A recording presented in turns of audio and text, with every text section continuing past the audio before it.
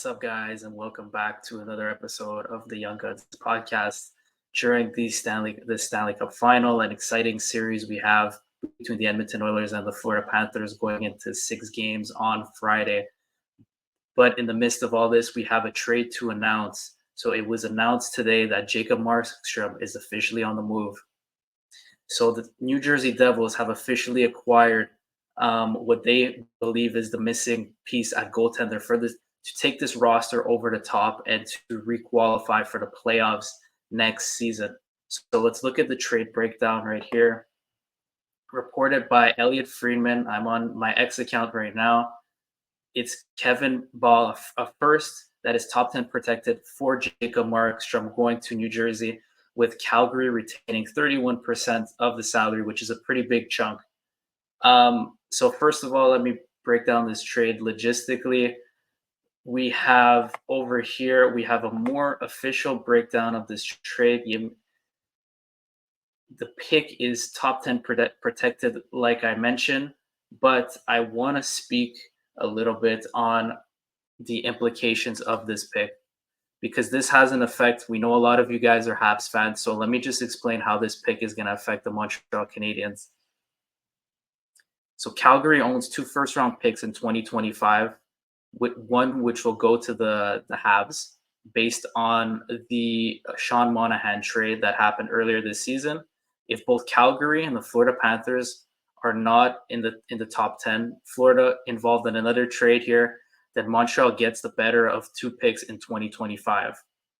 So if Calgary picks into the top 10 and Florida picks outside of the top 10, then Montreal will receive Florida's pick, which would be the lesser pick in this scenario.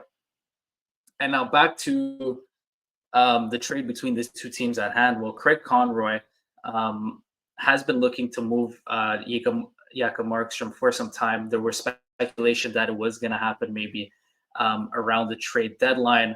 But, it was we've explained it in previous videos, it was a very tough maneuver to pull off based on the fact that Jacob Markstrom is a goaltender with a 2 years remaining on his $6 million annually contract with a no movement clause.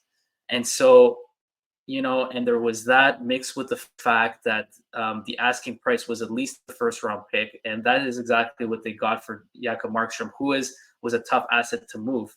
I think at surface value, a lot of people on Twitter boards, etc., are saying, well, look, New Jersey clearly won this trade, but GM Conroy was very trapped in this situation because of the no movement clause and because you have a 34-year-old netminder with an expensive contract here.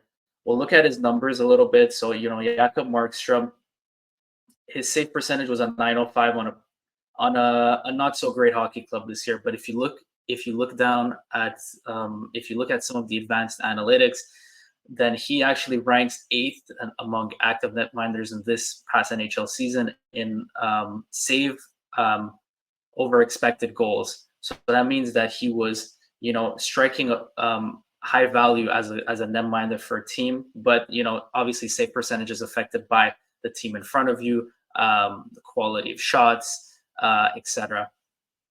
He is still a very good netminder, is what I'm trying to say. And I think 2 out of the past 3 years have been really good for him. Obviously, last year was kind of the last season prior in 2022, 2023 over here where I have my cursor was a pretty off year for him. But the year before, obviously, a year where Calgary made the playoffs, he was excellent in the regular season. And he's definitely the starter that New Jersey have been looking for. We go to their salary cap over here. So New Jersey now have Jacob Markstrom on the books, as well as Jake Allen, who I mentioned was acquired at the trade deadline. So Jacob Markstrom here, with the salary being retained by Calgary, is only going to bolster a 4.125 cap hit for the next 2 years, which is just, it's pretty awesome. Jacob Markstrom is, he's a goaltender who's a bit, you don't know what you're getting from year to year with him, but in most years he's a very standout netminder who could, a goaltender who could take a high volume of shots, basically, steal a game for you. He's got those kind of abilities, and he's a netminder who could play at least 60 games, right? So that's what they were looking for. And if you compare this figure here with his market value, then you could say, well, New Jersey is getting above that, and they're getting great value for a guy in Jacob Markstrom. And right, their intention, New Jersey next season, is to make the playoffs. And in a move that they would have been trying to make, Tom Fitzgerald was to upgrade the netminder position. I still think they have a couple of more moves to make this offseason. I think a top 9 forward and maybe a top 4 defenseman are still moves that they have to make to upgrade this team for this season. Because as we know, last year, Vanacek, if we go back to in net, Vanacek did not bring back the form that he had in the year they made the playoffs 2 years ago. And, they tried acquiring Jake Allen. That didn't really work out. They acquired Kakinen, who did have a good save percentage, but he only was able to play only played in 5 games for them. They didn't make it last year, and they weren't really close towards the end of it. But they have a great young team. Luke Hughes was a standout for them. They're going to be banking on a healthy Jack Hughes. Timo Meier hopefully settles into to his new team after a year, and we'll see where they go from there. And so let's bring it back to let's say the other component in this trade, who was, yes, there was a first-round pick involved, but let's not forget about Kevin Bahl, who was a second-round pick in 2018, has spent some time in the NHL, he's still 23 years of age. We see it over here. He's a left shot defenseman. He's a serviceable NHL guy. The fact that he played 82 games shows that he's somebody who could bolster a solid spot on an NHL roster, and he's not a replacement level player. I've watched some of his games this past season. I could say that he's a serviceable third pairing defenseman, but Calgary is not looking to. This is not a move where they're looking to get equal value in terms of the player. Clearly, Calgary is a team now that is in the rebuilding process. That is, beginning the rebuilding process. Already have 4 picks in the first 2 rounds in this year's draft, 2 being first-round picks. Next year, they, like previously mentioned, they're going to have now in 2025, they're going to have 2 first-round picks. They're stockpiling, and the fact that they got a first-round pick for Jacob Markstrom, I think is very good because like I said, tough contract to move, and they're showing that they're committing to the rebuild, and they've added a nice pick to their repertoire, because they do need to help the farm out. They do need to add some high level prospects to get this rebuild on the move, because for them, for Calgary, I'm gonna go. Give me a moment here. I'm gonna go look at their salary cap situation. But my point being is that they're a team that tried to stay competitive this year. Obviously, Conroy took over Treliving's, mess. I'd like to call it a mess, because he made a number of bad trades. Obviously the Matthew Tkachuk one being one of them, and he handed out some pretty nasty looking contracts.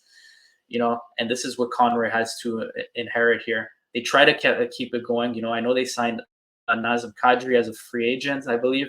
Jonathan Huberdeau was signed to this massive deal, and those deals haven't worked out, because Jonathan Huberdeau hasn't had to in the past 2 years in Calgary. Now he hasn't really met expectations, and he hasn't really gone back to the point per game and even 100-point player that he was that last year in Florida.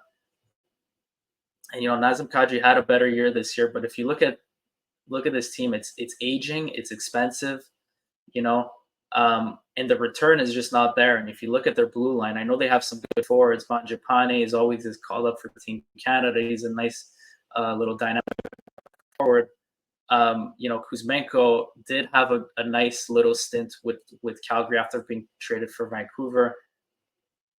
Michael Batlin, their aging captain. You have Blake Coleman, who hasn't really met up to that contract as well. That was signed by the previous GM.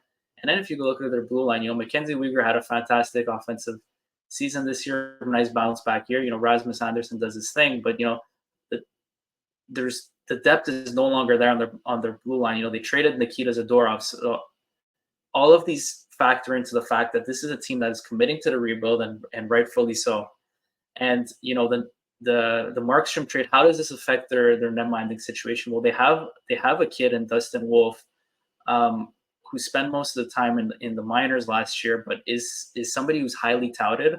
And he's 23 years of age. They gave him the time to develop, but I think this is a move that indicates that Dustin Wolf will be the starting netminder for the Calgary Flames next season. Backed up by Daniel Vladar.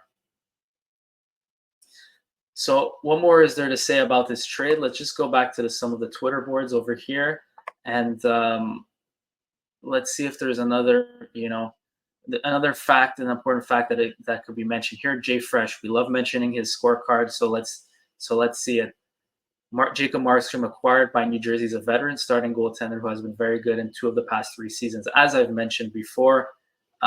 Just based on his numbers and kind of an overall feel of the team in front of him, here you could see that he's a very good netminder based on these. I'm not going to break down this data. You guys could look at it on the screen, but Jacob Markstrom on many of these metrics is fairly above average. Okay. Mike Bardner, I get people liking it from a Devils perspective, but anyone saying that they fleeced the Flames are absurd. LMAO, Markstrom is 34, volatile as hell, and had 2 years left. Homie was untradeable this time last year, and they got a first. Well, that kind of goes along the what I was saying, is that great player, right?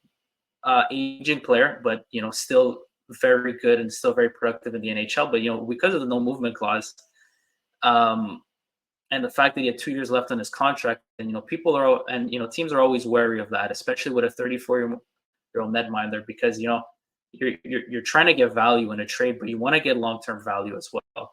And also considering the fact that I'd also like to say that Calgary gets the first round pick for a player that in 2 years' time it very well could be that he's no longer productive and starting caliber netminder in the NHL. So Calgary really did their thing with this trade. They're kind of trapped, but I love that they commit to rebuild, and I love what they got for this trade. So I think it's a win from Calgary's perspective, but it's also a win from the Devils' perspective, because they're getting Markstrom on the cheap for the next 2 years, and he's definitely an upgrade over what they have at the goaltending position. So let me just end it at that. Both teams have done really well with this trade. I think both GMs could kind of be very cordial, shake hands, and be very happy with them and what their teams have got in these moves, because it's definitely what both teams wanted, and it reflects both directions of the team. So I'm excited to see also what the Devils are going to have in store for this off season as well. I've heard rumblings that they're looking to make a significant move in maybe one of their forwards. So there's that to keep an eye on. And other than that, I guess I'm just going to wrap things up. I'll say what we have coming next on the Young Guns podcast. We're going to be breaking down the NHL entry draft, which will be taking place not this Friday, next Friday, but we'll have a video coming out sooner with a couple of our personal mock drafts and our insights on why we think some teams are going to be taking who and where. Other than that, there's some more Stanley Cup final content once the winner is announced. So guys, this has been Zach from the Young Guns podcast. Make sure to check out our social media accounts. They're all going to be linked in the description of this video. So thanks for watching, guys.